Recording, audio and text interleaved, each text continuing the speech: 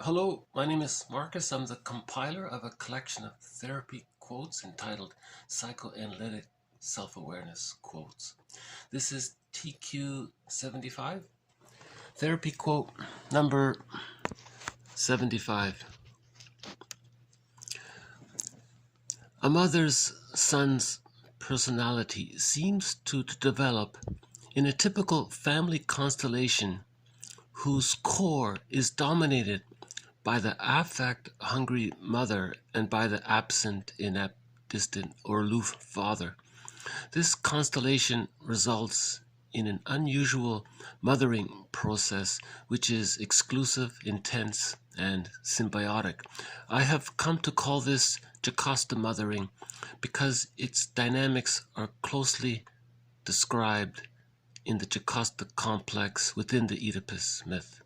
The main cause of the mother's affect hunger is the absence of a fulfilling love life, which drives the mother to fulfill her own craving in a close symbiotic bond, with no effective father to help in the child's separation, self-differentiation, and growth towards maturing autonomy and identity.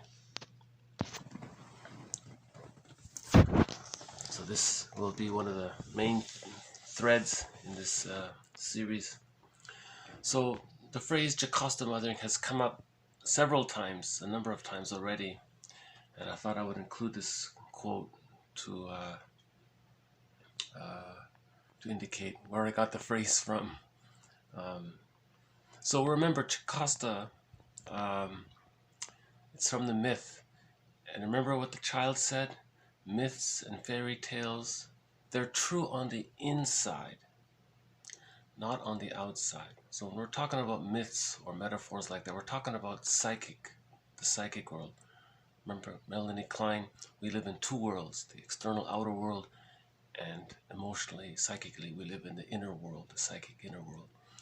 So whenever we talk about the Jocasta complex, we're talking about a psychic phenomena where the memories of the mother, the psychic representation of the other, is blended with the psychic representation of the self. So, and this ends up becoming this way because if the mother is using the child to meet her needs, symbolically in the psychic world, the mother formed that attachment. So the metaphor is the mother married the son, but it's not literally in the external world the mother married the son. The metaphor is the psychic representation of the other blended with the psychic representation of the self. And thousands of years ago, they would describe this psychic phenomena in a story, in a myth, and say the mother married the son. But they're talking about this. See, they're trying to get you in touch with what's going on in here because we don't have words for it. And back then, everyone had different languages, and so the stories, the pictorial representations, the pictorial personifications of what's going on in here. Okay, so when someone says the mother married the son in the myth, you see a play, the mother married the son. It's not that literally. It's referring to this outcome of when the mother used the child to meet her needs. So in the psychic world, the image of the mother blended with the image of the self, right? And a son, a boy caught in this dilemma, we can then say he has the Oedipus complex. Again, it's not the outer world of him marrying the mother.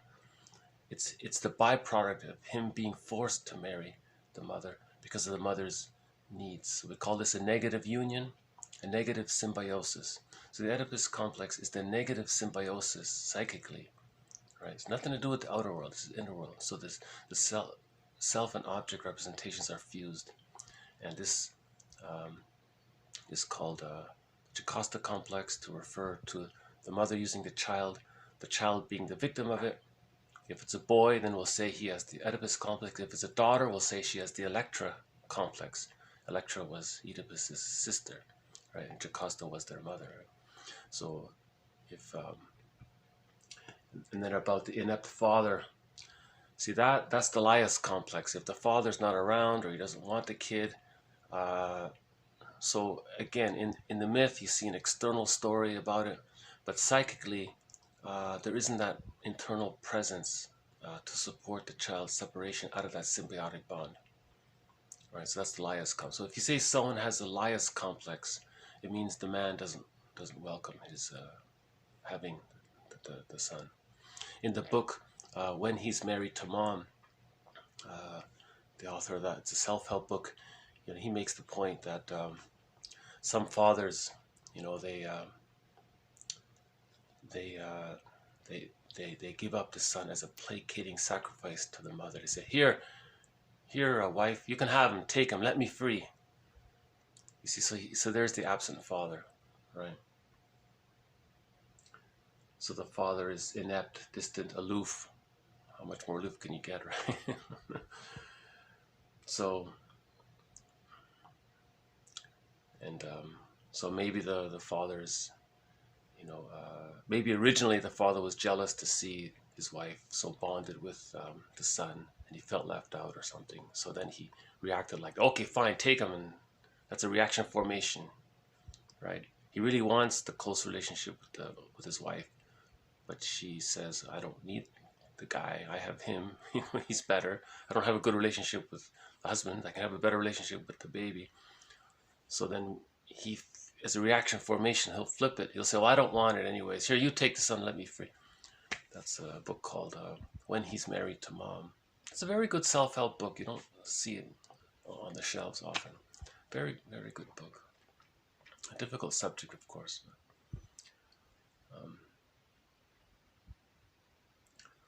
Yeah.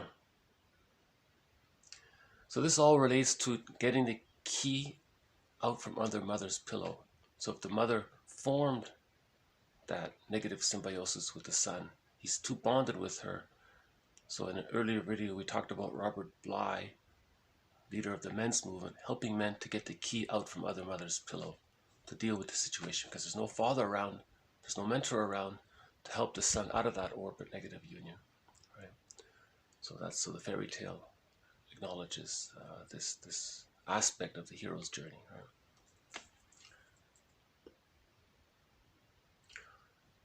There's so much on this topic, and it'll come up again.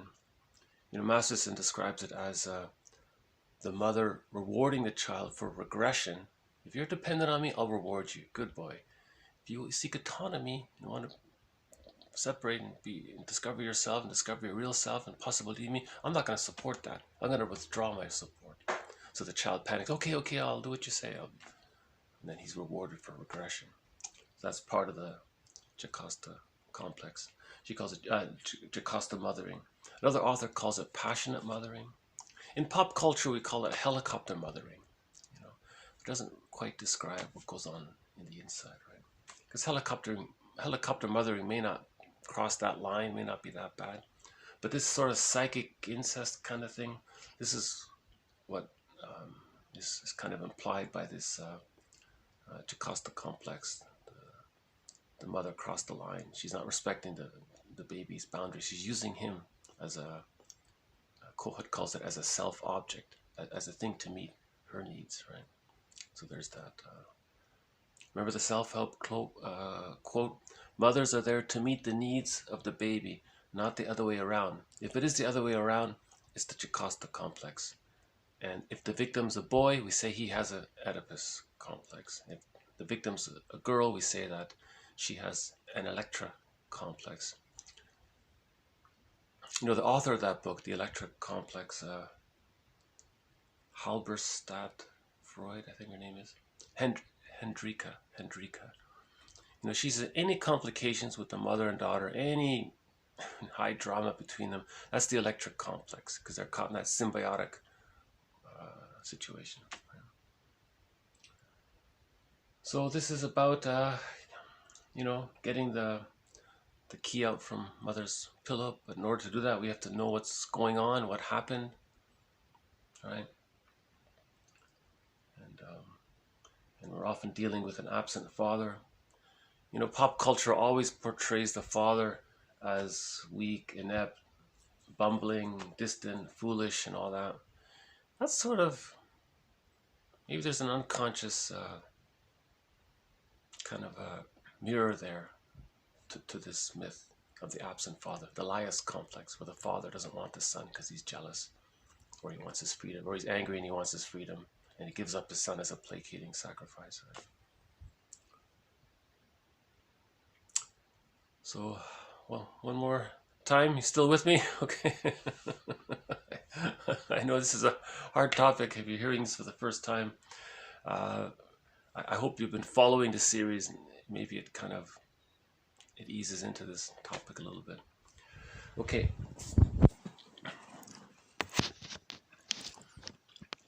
A mother's son's, okay, so that's the mama boy, right? A mother's son's personality seems to develop in a typical family constellation whose core is dominated by the affect-hungry mother and by the absent, inept, distant, or aloof father. This constellation results in an unusual mothering process which is exclusive, intense, and symbiotic. I have come to call this Jocasta mothering because its dynamics are clearly described in the Jocasta complex within the Oedipus myth.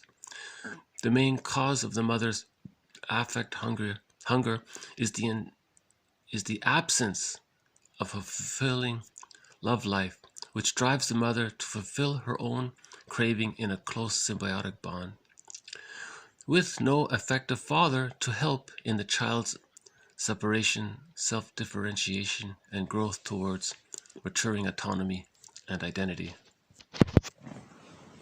So she's implying there that if the woman is in a satisfying relationship with the man she married, she wouldn't do such a thing, right? She'd have enough love to give to the baby and not turn the baby into either a partner or a parent, right? That's called child parentification or child partnerification. She's very polite about it. She's saying, well, the mom did it because she's not in a satisfying relationship. Well, why is she not in a satisfying? Go down that road. Why did she choose a man that she doesn't love? Right?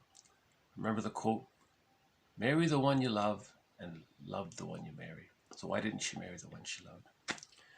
Or if she's neurotic, remember the previous quote by Edmund Burglar: "Neurotics don't love; they're only capable of transference love." You see, love is when you have whole object relations. So he said there's two kinds of love. There's transference love and there's love. I refer you to a previous video on that one. Okay, so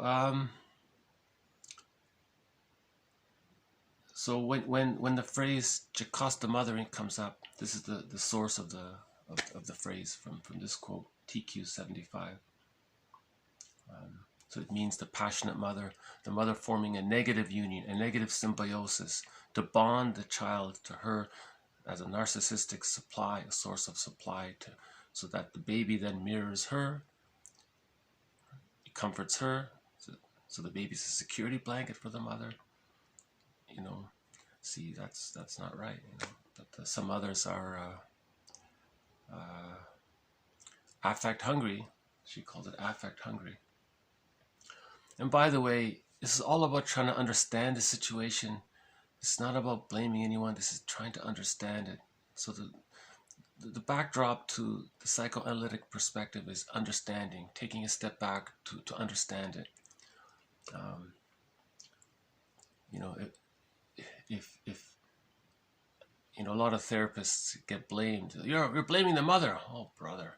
He's trying to just describe it neutrally. See, there's projection. If someone gets a strong emotion and says, "Oh, you're blaming the mother. How dare you?" That's projection.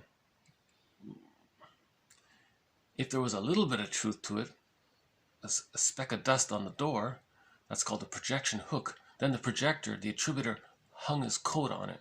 So he That's called mote beam projection.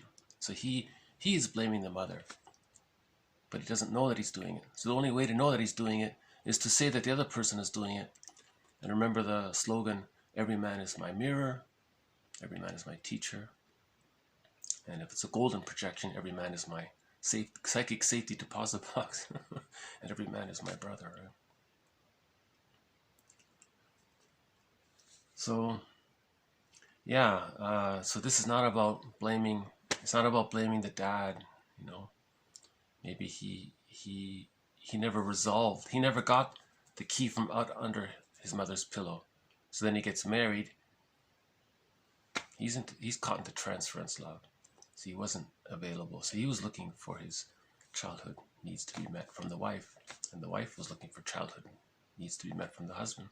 And there's the battle, right? Who's gonna provide the secure base for the other, and then they're arguing all the time. Then the baby comes along. He's helpless. He's completely dependent, reliable. Mother has total control. See, that's called the Jocasta complex. Yeah, and you know, the men's movement is an attempt to break this intergenerational trauma. If a man can get the key out from under his pillow, he can offer a genuine relationship with his partner. He can offer that friendship and safety and all that, and he's not using her to meet infantile needs. Right? A woman will get tired of that if she has to play the role of mother to her husband. You know, eventually.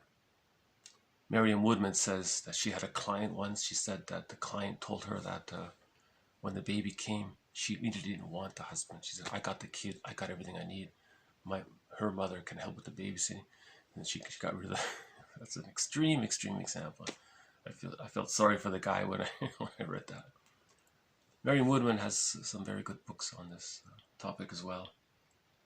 She comes at it from the point of view of the electra complex. The father daughter bond. She comes at it from that angle, right? There's a phrase for that, but in this moment I don't remember what that is. So if the mother overly bonds to the son, in the psychic world, the psychic image of the mother fuses with the psychic image of the self. That describes the inner world. That's called a Jocasta. And a person with that psychic setup, that's called if the boy received that, then he has the Oedipus complex. If the mother gave that, if the mother has that to give, then she has the Jocasta complex. In other words, the smothering mother has the Jocasta complex, and the victim has the Oedipus complex. And if it's a daughter, then it's called the electra complex. I know this will be clarified as we go along. I thought this would be a good introduction to it. So I guess I really should just leave it here.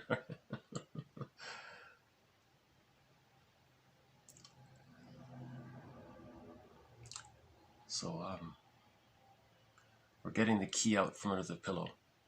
And the same for women. If women also need to get the key out from under the pillow too. Right. Okay, so this has been TQ 75. Thank you. See you next time.